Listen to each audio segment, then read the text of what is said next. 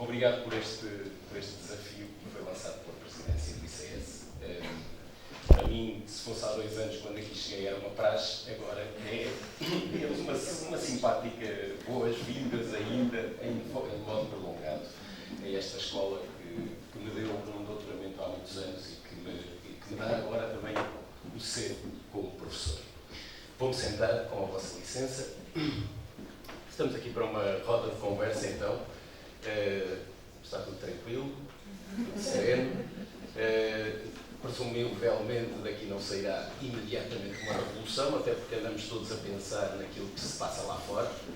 O tempo está meio tempestuoso e, portanto, primeiro vamos nos amigar e vamos pensar que revolução é que queremos fazer, ou continuar, ou provocar. Eu diria que nós, aqui nesta conversa, iremos estar, alguns, entre o lugar que nos foi legado, a Revolução como ideia que todos temos. Uns viveram o 25 de Abril, sabem concretamente como é que aquela ideia se concretizou. Outros ouviram falar dele, outros passaram por ele através da família, através dos amigos, outros apenas porque, de facto, é um ponto na história. Esta é a Revolução Ideia. Mas nós estaremos entre esse lugar que nos foi legado e o lugar que nós queremos ocupar, que vocês querem ocupar. E dentro deste lugar há uma Revolução Projeto, que vamos tentar perceber. Ok? É este o desafio que eu vos queria lançar, esta conversa. E começava, eu vou ficar aqui com este microfone, mas posso passar depois. E o Tiago tem também um microfone para ele. Eu espero que não haja grandes tempestades sónicas. Margarida, muito bom dia. Começo pela Margarida Isaías, que é a visitante do grupo, não é? Nós estamos aqui em casa, mas a Margarida vem de Medicina, é finalista de Medicina, embora atualmente seja mais conhecida como Presidente da Associação Académica da Universidade Única, o que significa que a Margarida já sabe mais ou menos qual é a revolução que quer fazer, porque propôs-se a fazer uma, presumo, não é? Mas vamos começar então a conversa pelo lugar que te foi legado, Margarida. Vamos nos tratar por tu, ok? O lugar que te foi legado. Como é que tu recebeste a ideia da revolução? Antes de mais, bom dia e muito obrigada pelo convite. Muitos parabéns ao Instituto, também aqui ao cumprimentar os colegas. Ora bem, então, 25 de Abril, o que é que me foi legado? Eu acho que nós todos aqui somos a equipa que não viveu o 25 de Abril. Muitos desse lado são da equipa que viveu. E que nos...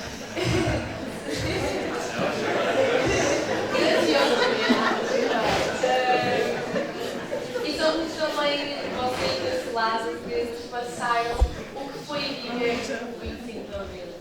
Já tive até a oportunidade de falar com alguns de vocês sobre isso. E também, enquanto representação académica, é algo que é muito uma coisa que se debate, é muito uma coisa que nós vivemos. E eu acho que o legado que deixou foi não só tudo aquilo que nós hoje podemos fazer na associação académica, ou fora dela, mas a representação académica especialmente. Eu não conseguia ter a ação que tenho no associativismo estudante se não fosse 25 de Abril. Eu não podia ter as opiniões que tenho, a liberdade que tenho para as fazer levar e o poder que tenho para, de facto, fazer levar essas opiniões, essas propostas e as soluções. E, portanto, isso é muito do 25 de Abril.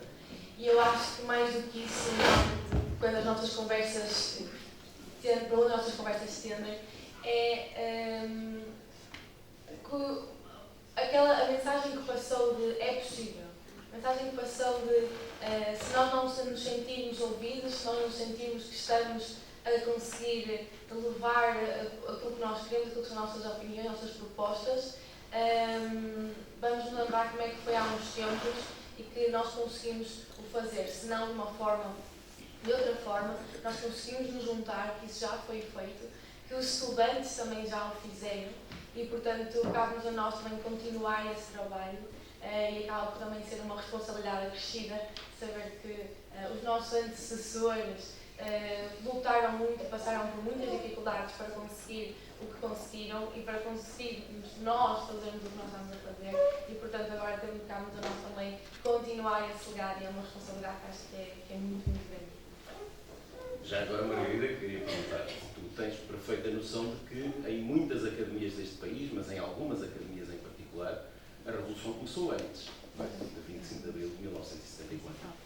Sim, daí estava a dizer que os estudantes em particular impulsionaram muito aquilo que foi o 25 de Abril e por isso, de facto, mostra o poder que nós temos como estudantes, como jovens também, acima de tudo, e a responsabilidade que é agora também continuar a trabalhar. Muito obrigado. Eu vou agora passar aos teus colegas. O Tiago está na outra ponta. Vou propor assim um jogo de ping-pong. Tiago, o Tiago Gonçalves está a finalizar a licenciatura em História, certo, Tiago? Sim.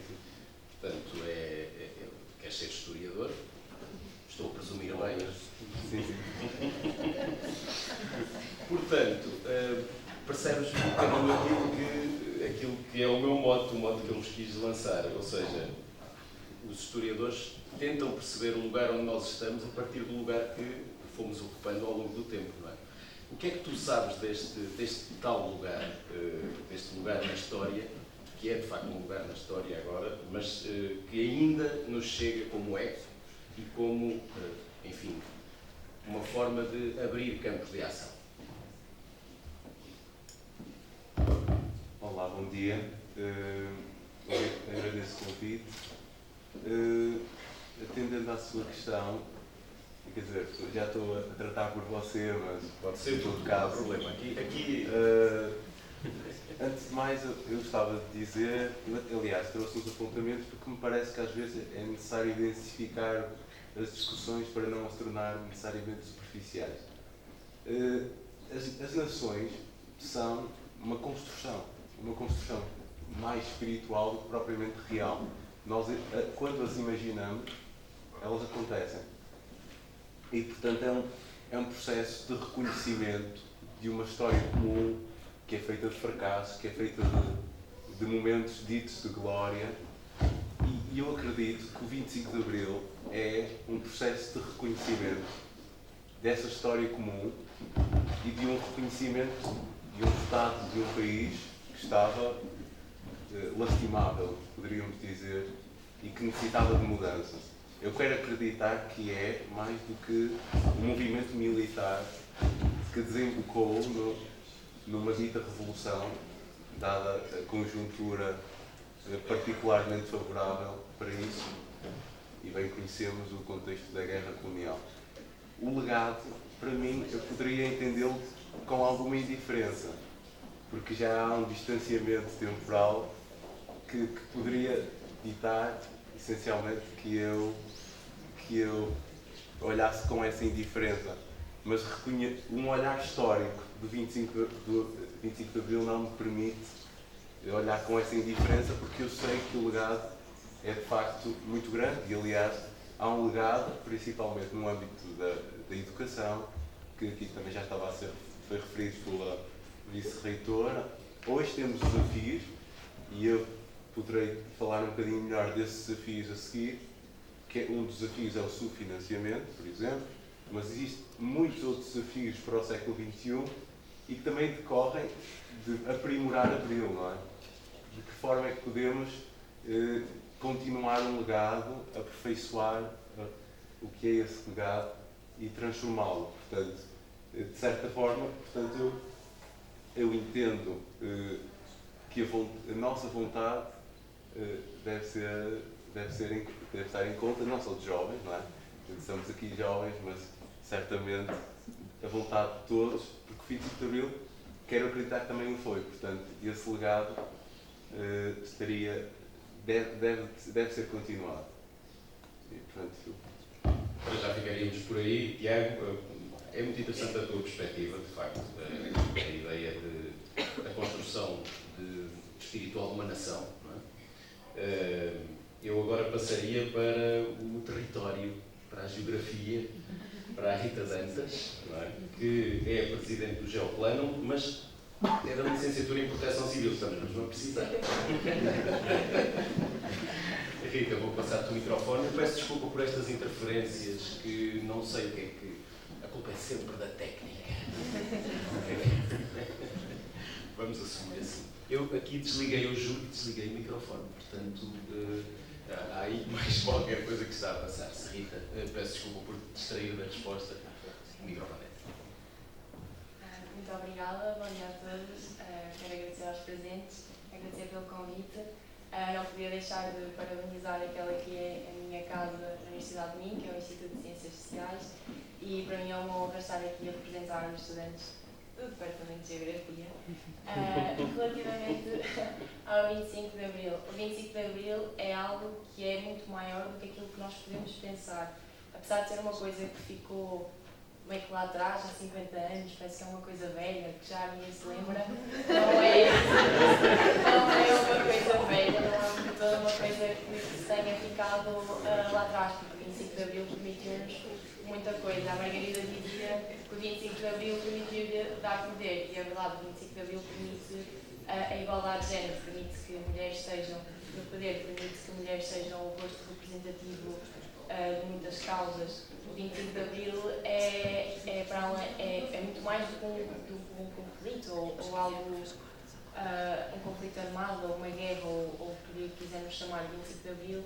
É liberdade de pensar, é liberdade de nos exprimirmos, é liberdade política, é liberdade democrática, é igualdade de género, é uma igualdade de acesso ao ensino superior, é todo um conjunto de coisas que são superiores àquilo que nós podemos pensar e, quer se queira, quer não, acabam por se perpetuar no tempo.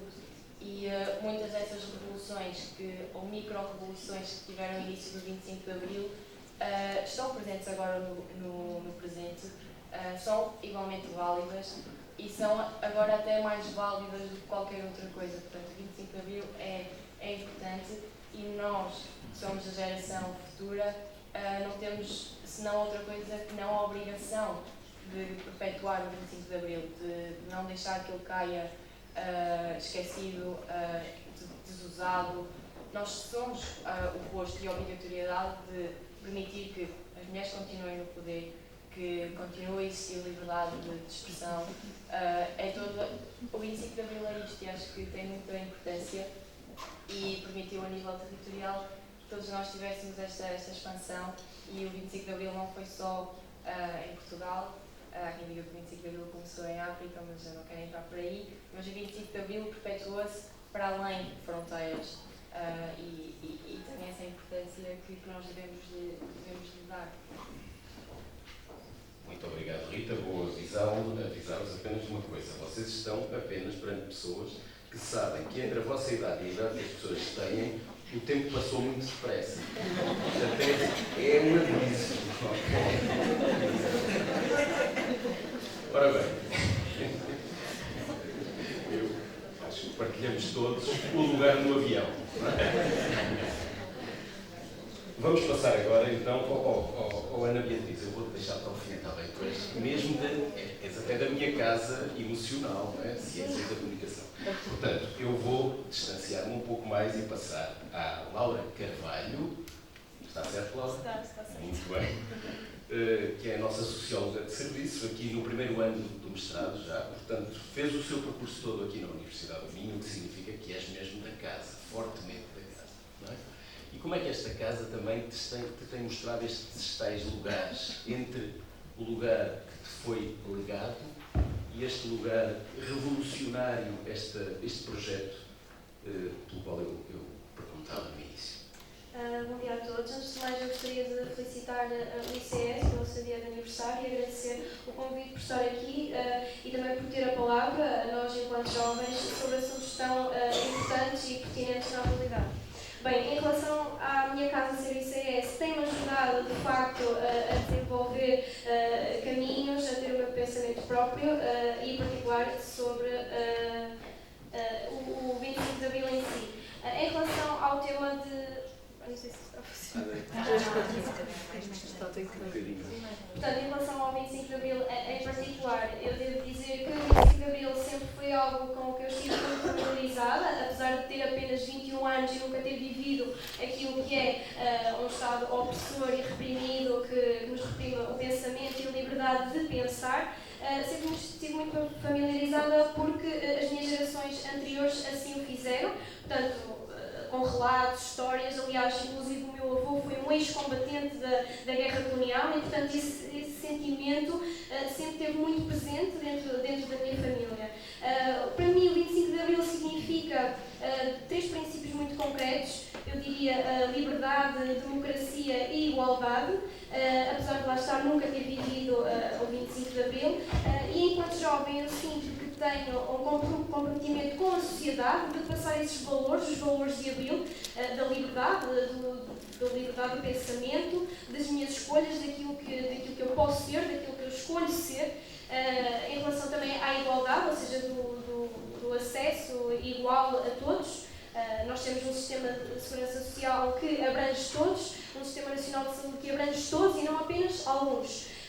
Apesar de neste momento estarmos a passar tempos difíceis, ainda ontem tivemos uma notícia que deixou o país abalado, não é? Mas eu acho que enquanto jovens nós temos realmente essa preocupação de querer o melhor para nós, de querer o melhor para o nosso futuro e nunca esquecer os valores de Abril. Nós temos que ser relativamente ativamente políticos. Devíamos ter mais consciência, eu penso, na minha opinião, os jovens deviam ter mais consciência política, deviam ser mais ativos no que diz respeito à vida política e ao campo público. Acho que deveria haver mais essa noção. Eu acho que uma pessoa quando sai do 12º ano com apenas 18 anos não tem noção do que é um partido político e, portanto, eu acho que deveria ser feito um investimento nesse sentido, na parte da educação, de mostrar que realmente é importante fazer parte dessa vida política e ter noção do civismo e de toda a cultura e principalmente relativamente ao 25 de Abril, que eu refiro que é bastante importante para mim. E gostaria de realçar aqui um último aspecto que para mim também tem um toque pessoal, que é o papel da mulher antes do 25 de Abril e depois do 25 de Abril. Nós sabemos que no 25 de Abril a mulher estava destinada apenas ao lar, a ser uma boa dona de casa, uma esposa, uma boa mãe. Hoje em dia sabemos que a mulher ocupa lugares de chefia e, portanto, pode ser o que ela quiser e é um trabalho que ainda não está completo, ainda tem que ser concluído com etapas, com desafios, é todo um processo, mas eu penso que estamos no caminho certo para que essa igualdade a tão igualdade desejada seja concretizada. E por agora acho que ficaria por aqui. Muito bem. Obrigada. Estás a falar de igualdade, peço desculpa, estás a falar de igualdade e eu estou a pensar no meu papel aqui. Eu e o Tiago tentamos fazer aqui uma espécie de igualdade de 4-2. É uma cota. É um empate um bocado difícil, não é? Mas de facto, eu também posso constatar, ainda ontem estive perante uma turma das turmas às quais dou aulas e estavam 2 homens, 2 ou 3 rapazes e o resto são mulheres. Portanto, vocês estão claramente em maioria e eu acho que isso se reflete também aqui no painel. E isto também vai refletir-se no futuro, mas falaremos sobre isso. Agora vou passar para a Ana Beatriz Pinto, refazendo-te a pergunta que tenho feito às tuas colegas e ao teu colega. Bom dia. Pronto, como já toda a gente viu, também tenho que parabenizar o ICS. Eu, quando penso no 25 de Abril, apesar de estar em Ciências da Comunicação, sou muito apaixonada por História. Eu acho que isto, sendo a minha percepção e também uma percepção partilhada com amigos meus, a imagem que nós temos dos portugueses em relação a serem revolucionários ou a quererem se mexer é muitas vezes apenas um português sentado à frente da televisão a ver a CMTV e a queixar-se que o país está mal politicamente. No entanto, daí não passa. Quando nós dissipamos essa imagem e começamos a pensar sobre a nossa história e pensamos principalmente no 25 de Abril, para mim, enquanto estudante, é muito inspirador. Essa imagem, de facto, torna-se algo muito mais positivo e faz-me querer mexer. Eu já estive na greve climática estudantil, por exemplo, é algo porque tenho muito carinho. Tudo aquilo que for seguir os meus valores, eu olho sempre muito para o 25 de Abril e pensar que nessa altura as pessoas pensaram que tinham valores e quiseram trazê-los à vida, quiseram deixar de imaginá-los e torná-los reais. Agora, ligando mais ao ICS, enquanto estudante de Ciências da Comunicação, o 25 de Abril para mim é muito importante porque me deu a liberdade de criar. Deu-me a liberdade de poder passar a minha mensagem à minha forma, aquilo que eu quero dizer, eu posso, e mais especificamente no ramo do audiovisual, que é aquilo que eu estou a fazer agora, criar conteúdo audiovisual em que não tenho que esconder aquilo que eu penso e posso passar a minha mensagem, que é o que é importante para mim. Ana Beatriz, vamos passar para a segunda ronda e começo contigo. Vou fazer o inverso. Ok? Vou inverter as coisas. Gosto de baralhar e tornar a dar. Agora pergunto, como é que estamos de tempo? Além do que está lá fora. Ok, muito bem. Temos um quarto de hora, portanto acho que vocês têm sido rigorosas e rigoroso no cumprimento do nosso protocolo. Espetacular, não é? Para quem quer ser revolucionário, cumprir protocolos é mesmo que está aqui. Ana Beatriz, a tua mensagem, qual é a tua mensagem? Então tu estavas a falar agora que nós temos plataformas para transmitir mensagens, não é? No fundo, foi basicamente isto que eu entendi das tuas palavras. Então, o que é que tu tens para dizer à sociedade? O que é que tens para transmitir às pessoas? Qual é o lugar de ação que tu queres ocupar? Ao contrário. É uma pergunta complicada, porque eu não tenho uma mensagem. Eu tenho várias pequeninas mensagens que acho que aqui ninguém pensa é isto que eu quero passar ao mundo. Não? Nós temos várias coisinhas que queremos passar. Aquilo que eu penso primeiro é eu enquanto geração e quem me antecedeu enquanto geração. Quando eu penso na minha família, eu penso em todos os bons e maus exemplos, porque enquanto seres humanos também os damos. E eu quero pegar em todos e construir o meu futuro a partir daí. Construir, que é algo que eu já faço, construir os meus valores a partir daí, construir a minha mensagem, que lá está não é nada de específico, mas enquanto pessoa de 20 anos também ainda estou a descobrir. E pegar em todos esses exemplos e transformá-los à minha maneira e passá-los à minha maneira. E de acordo com os meus valores. E acho que é principalmente isso. Muito bem. Vou pedir que passes então, por favor, à Laura, perguntando-lhe exatamente isto. Qual é a tua mensagem, qual é a tua resolução, Laura? Bem, a minha mensagem lá está uma pergunta difícil, mas eu diria, olhando para a sociedade e de acordo com os meus valores, eu penso que tudo está, o certo é a educação. Portanto, capacitar as pessoas, trazer-lhes informação, eu penso que será o ponto de partida em relação a vários problemas. Temos também as desigualdades sociais, que é uma coisa complicada de resolver, e eu acho que deve ser todo feito um investimento nesse sentido, de conseguir colmatar estas desigualdades sociais. Nós queremos uma sociedade justa, mais coesa e mais igualitária, e portanto eu diria que sim, que a minha mensagem se calhar passaria na divulgação de informação, na difusão da informação, que chegue a todos, que seja igual e que torne uma sociedade mais igualitária. Achas que vai ser necessário intervir a outros níveis, apenas só na mensagem? Basta a mensagem? Não basta só a mensagem. Diria que não, mas primeiro partiria daí, seria esse o meu ponto de partida. Muito obrigado. Obrigada. Vou passar agora então à Rita. Ok, obrigado. Pode ser. Rita, qual é então, o que é que tu tens para dizer, de facto, neste momento à sociedade em que vives? Qual é o teu propósito e de que é que tu vais, digamos, de que ferramentas é que tu vais fazer uso para que esse propósito seja concretizado? Acho que, de facto, sendo uma jovem, ainda pouco viveu, é muito difícil ter uma mensagem. Ter uma mensagem específica que queiramos transmitir, mas estamos todos a tocar em pontos que são de facto muito fulcrais e eu acho que não podia deixar de tocar na igualdade de género. É muito necessária a igualdade social, mas como a Laura estava a falar, a igualdade de género também é muito necessária, sendo nós mulheres, parece que só nós é que falamos deste assunto, mas é veras necessário. Já se fez um trabalho incansável até hoje, mas não é suficiente, nunca será suficiente, olhando muito para aquilo que são as notícias que nos chegam de violência contra violência de género, o bullying que tem crescido, se calhar de uma forma que não era aquilo que nós esperávamos. Ou seja, a minha mensagem é, sobretudo, a igualdade de género. Eu sou mulher, gosto de o ser, mas gosto de ser respeitada, gosto de poder pensar, gosto de poder opinar, gosto que a minha opinião seja valorizada, seja aceite, que não seja um ser desvalorizado.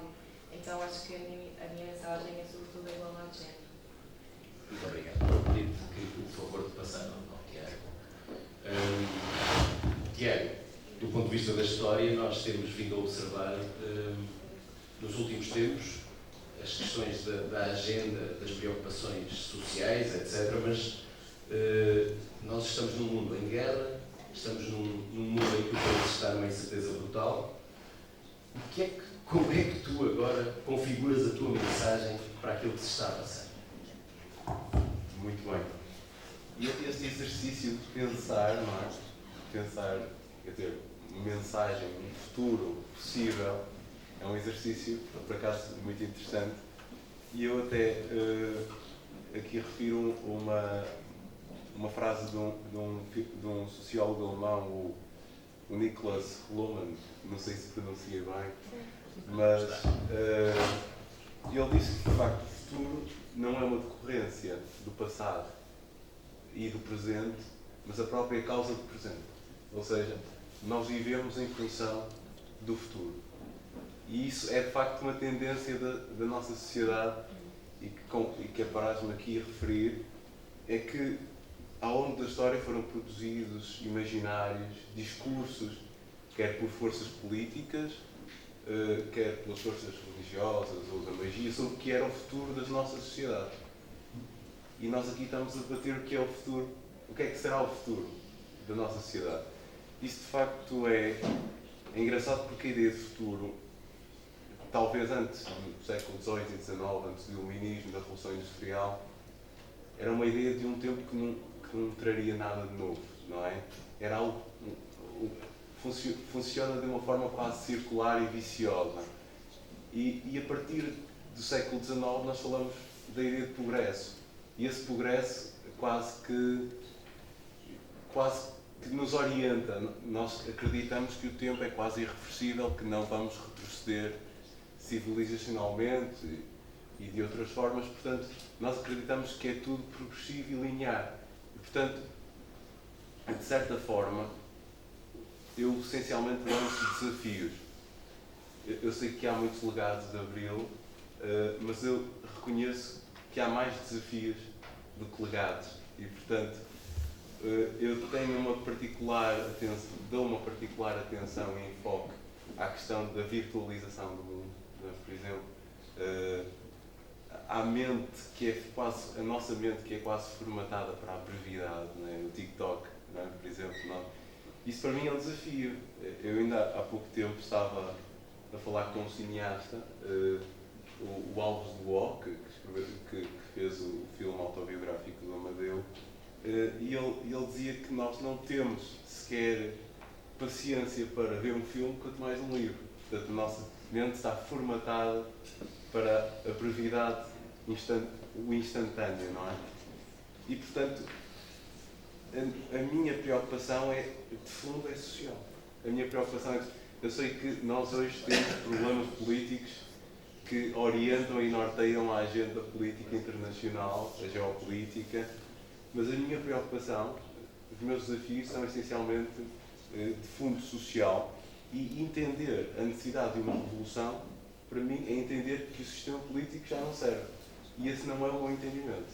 Acima de tudo, eu gostava de dizê-lo, apesar destas crises, esse não é um entendimento que será necessário uma alteração drástica, até porque a revolução, enquanto conceito, implica uma transformação da sociedade estrutural, uma transformação estrutural da sociedade. E eu penso que não será necessária essa transformação estrutural, talvez seja mais moderado e mais positivo em relação essencialmente a isso. Nós sabemos que no século XIX as implicações legislativas do liberalismo, por exemplo, alteraram completamente o nosso ordenamento jurídico, o tipo de leis com que nós lidamos, o pensamento é completamente...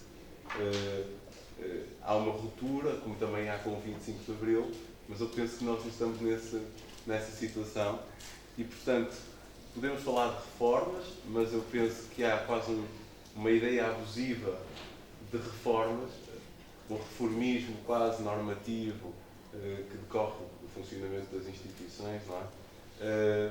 Mas para mim o que de facto é mais importante é, nos desafios para o século XXI, é questões de âmbito social e devemos pensar no populismo, num quase idiotismo que começa aí a ser generalizado. Eu devo referir, por exemplo, o ativismo que nós toleramos e que nem sempre devemos tolerar, não é? Ainda há pouco tempo a vandalização de um quadro de Velázquez, que é algo que nós não devemos, a meu ver, naturalmente, tolerar e, portanto, é essas preocupações de âmbito social que eu devo referir. Penso que é essencialmente isso, portanto, a intolerância, é estes problemas que nós devemos estar particularmente atentos. Portanto, obrigado.